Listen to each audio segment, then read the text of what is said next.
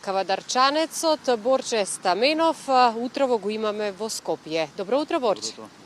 Хуманата мисија на Донирај компјутер не запира и во летниот период. Па ајде за почеток да кажеме до која бројка на донирани компјутери стигнавте? Па веќе може да заклучиме дека сме до 4100 донирани компјутери. Што кажат, не запира, имаме веќе компании кои што нели сакаат да донираат, треба да се договориме кога, како, што да се оти да се земи, така да ако е лето ние немаме летен распус, мора да работиме, пошто нели дечиња многу чекаат на компјутери, училиште исто има што Интересот, односно потребата се уште е голема за да се задоволат сите потреби за компјутер низ цела Македонија, на сите оние на кои што им е потребна. Но морам да истакнам кога говориме за хуманост и донирање, а за секој дониран компјутер има приказна.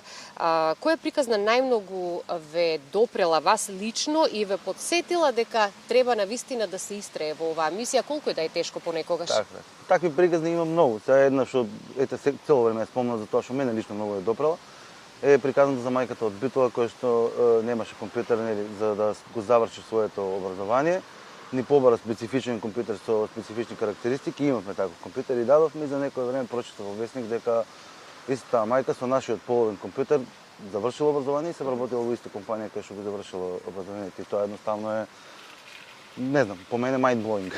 Има уште многу такви убави приказни, но еве една споделивме, рековме, иако е лето, потребата за компјутери не престанува.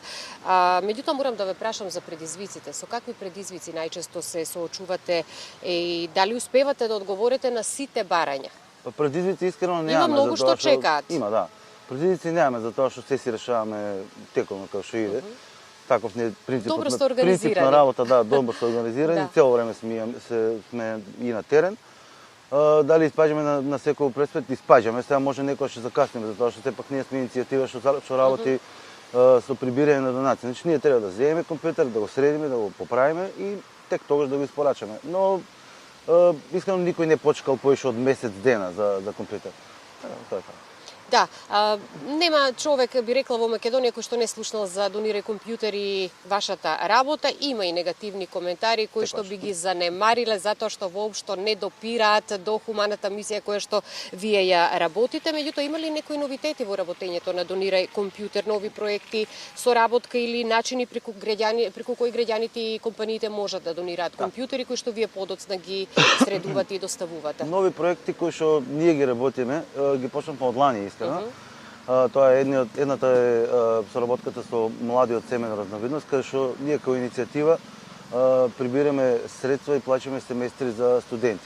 Вчера имаа објавија на Facebook, каде што ние како иницијатива одговориме за 30 студенти имаме платено семестри.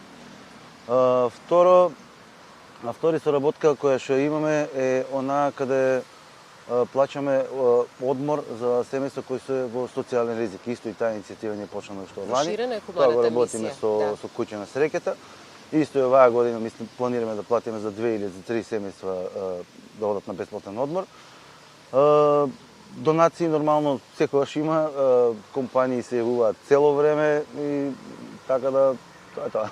Да потврдиме уште еднаш колку е важно секое дете да има компјутер за да може нели да го реализира своето образование и порака до сите оние кои што имаат компјутер можеби не го користат, а тој навистина може да помогне некому кој што нема. Така, значи во 2026 обавезно е, мислам, мораш да имаш компјутер дома. Едно е што нели сите работни задачи што му ги даваат од училиште ги завршуваат на компјутер. Ја гледам по моите внуци како го работат тоа.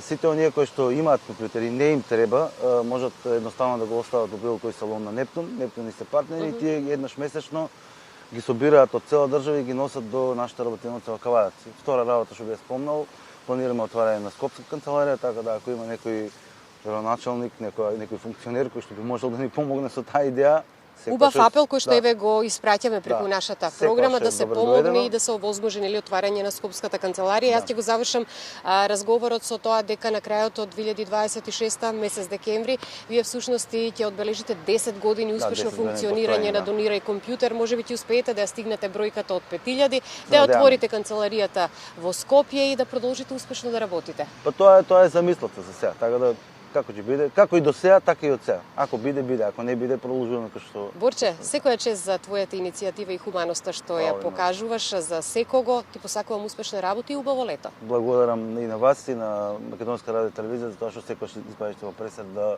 кажете на граѓаните кои смишуваме.